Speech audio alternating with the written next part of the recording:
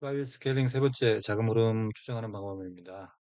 돈 가는 곳에 마음이 간다는 이야기가 있죠. 오늘은 돈이 어디로 갔는지, 오늘의 시장 자금은 어디로 흘러가는지, 갔는지, 가고 있는지 실시간으로 어, 찾는 방법에 대해서 살펴보겠습니다.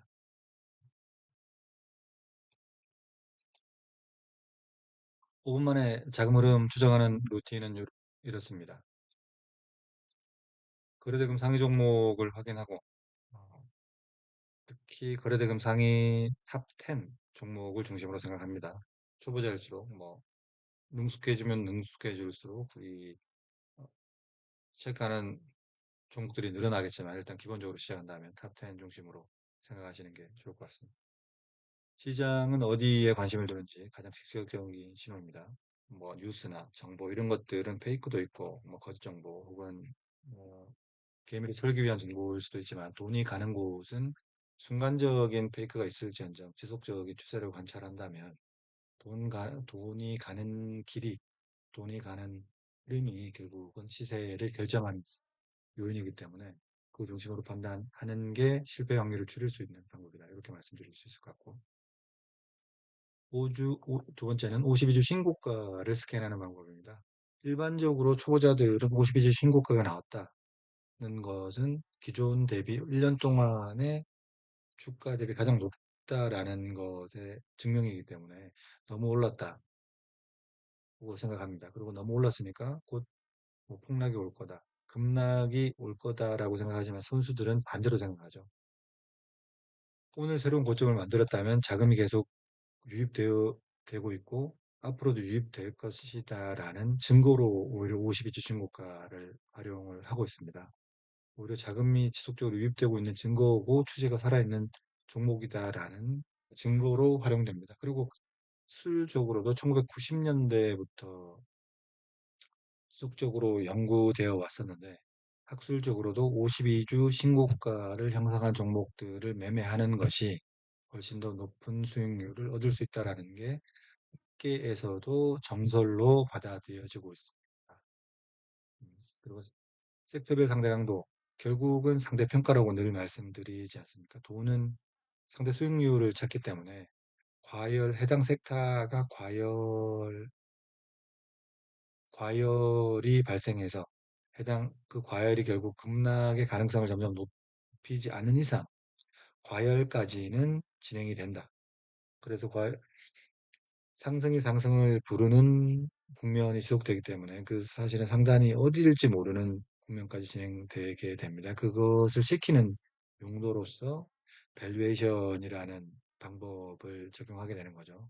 과열의 끝을 예측하는 방법으로서의 밸류에이션 멀티플 방법을 사용하시면 될 것 같고 그것이 끝나기 전까지는 가장 강한 종목들이 강하게 된다. 그리고 그 강한 종목이 급락의 위험을 내포하면 내포할수록 그 자본은 거기 투자된 자본은 더 높은 기대 수익률을 얻을 수 있는 다른 섹터로 순환하게 되면서 순환매 장세가 유발되는 거죠. 그때까지는 계속 가장 강한 놈이 계속 강하게 살아가는 거고 너무 강한 놈이 너무 과열됐다면 다른 강한 놈을 찾게 되는 거죠. 그 다른 강한 놈을 찾으면서 개미들도 순환매를 진행하는 것을 권고드리고 그래서 훨씬 더 높은 수익률을 달성할 수 있다 이렇게 봅니다. 그리고 자금이 순환하는 방향과 섹터를 지속적으로 자금의 흐름대로 자본의 흐름대로 지켜보고 관리하고 어, 예측하는 것들을 습득하신다면 실력이 훨씬 더 상향이 되겠죠. 자금 흐름을 자금 흐름 중심으로 정보나 뉴스 중심으로의 매매가 아니라 자금 흐름 중심으로 매매를 하신다 이렇게 생각하시는 게 확률이 더 높을 것 같습니다. 그리고 ETF가 그 섹터를 묶어주는 종목별로 보면 결국 종목을 다시 또 그룹핑해야 되는 번거로움이 있잖아요. 능숙해지면 그렇게 하더라도 초기에는 ETF 중심으로 이미 벌써 그 종목들이 묶여져 있는 그룹이 ETF지 않습니까? AI ETF도 많고 전력 인프라 뭐 양자 전력기기 에너지 많지 않습니까? 다 그런 어떤 섹터를 그룹핑해 놓은 게 최근에 ETF고 한국도 최근에 ETF 시장이 퇴직연금, 뭐 연금들의 발달로 엄청 많아지고 있고 미국식 시장으로 되어가고 있는 것 같아서 앞으로 훨씬 더 ETF가 중요해지지 않을까 싶어요. ETF로 간접적으로 확인하고 매일 이 5분간 패턴 리뷰를 합니다.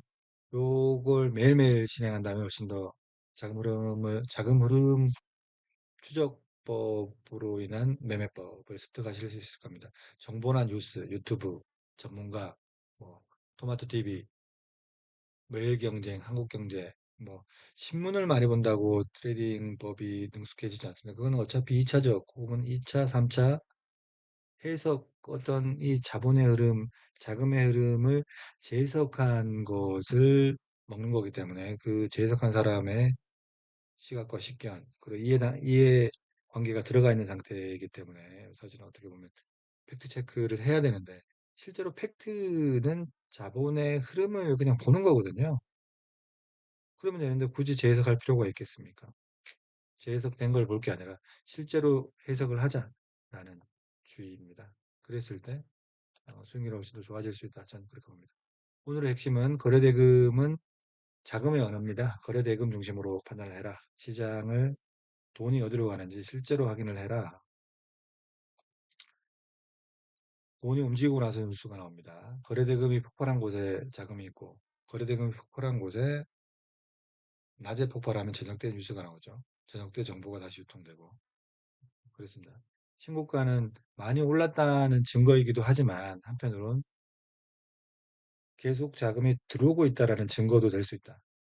이중성을 어, 이중성으로 인식을 하시고 대응을 하시는 게 중요하다. 그럼 섹터 로테이션은 ETF 중심으로 보면 좋을 것 같고 매일매일 종목을 한 종목을 정확하게 세그멘테이션을 못하니까 결국은 전체적인 그룹 넓게 그물망식 투자를 하는 것도 나쁘지 않다. 왜냐하면 스나이퍼처럼 할 수도 있겠죠. 실력이 된다면. 하지만 처음엔 그물망식으로 ETF 방식의 투자도 오히려 고려해봐라. 유효할 수 있다. 그렇게 생각합니다. 실제로 확인하는 방법은 다시 말씀드리지만 국내 영문에서 한번 볼게요. 요거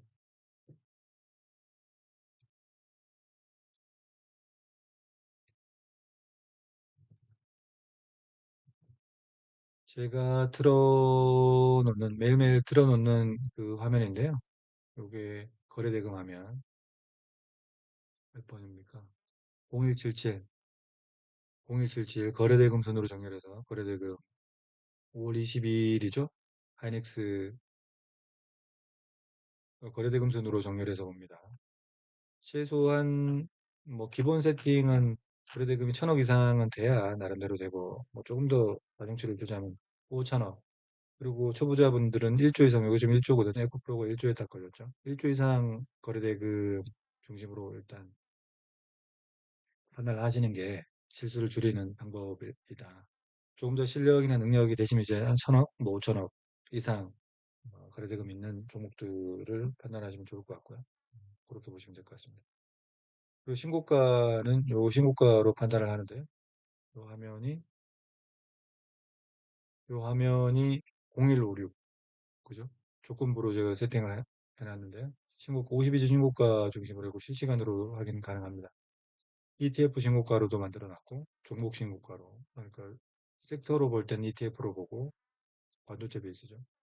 종목으로 볼 때는 오직 종목으로 보면 훨씬 더 선명하죠. 캐릭터가. 이렇게 확인을 하고 있습니다. 오직 신고가 베이스로 보는 거고. 섹터 로테이션은 섹터 로테이션은 전에 말씀드렸던 인포 섹터 아이고 그거 아니죠. 인포 섹터 하나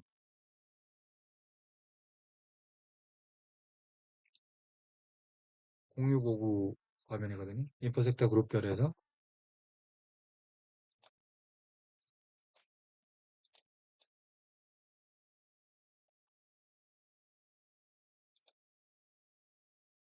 인포 섹터 그룹별에서 섹터별로 확인을 할 수가 있습니다. 지난주 MLCC 그죠?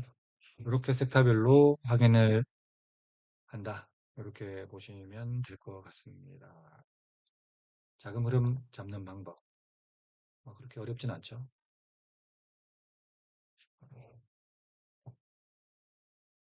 그렇습니다. 오늘은 그렇게 오늘은 자금 흐름을 어디로 갔는지 5분 만에 찾는 방법. 그렇게 보면 5분도 안 걸릴까요? 그렇게 자금 흐름을 찾는 거고 오늘 말씀드렸고 다음 주는 주도주를 5초 안에 구분하는 한 가지 기준에 대해서 말씀드리겠습니다. 감사합니다.